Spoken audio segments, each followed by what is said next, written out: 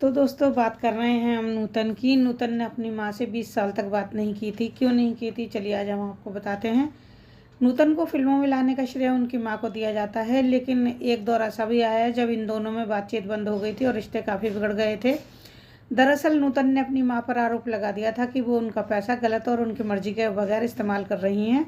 इस वजह से उन्होंने अपनी माँ के खिलाफ कोर्ट केस भी कर दिया था। हुआ कुछ यूँ कि एक दिन इनकम टैक्स ऑफिस से बकाया टैक्स चुकाने का लेटर नूतन को मिला।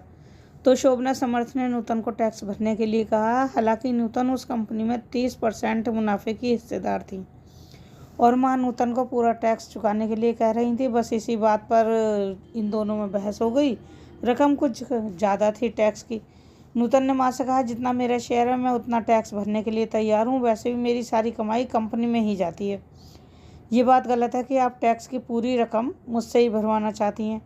बस इस एक बात पर इन दोनों में इतनी ज़्यादा कहासुनी हो गई कि दोनों ने एक दूसरे से 20 साल तक बात नहीं की। नूतन अपनी माँ से इतनी खफा थी कि एक बार उन्होंने फ़्लाइट से अपनी माँ को जाते हुए देख लिया था। जिस फ्लाइट में वो जा रही थी उसी फ्लाइट में उनकी माँ भी बैठी थी, तो वो अपनी माँ को देखकर फ्लाइट में से उतर आई थी। शोभना समर्थ ने अपनी बेटी के इस बर्ताव पर कहा था कि उन्हें ऐसा करने के लिए उनके पति रजनीश ने भड़काया था।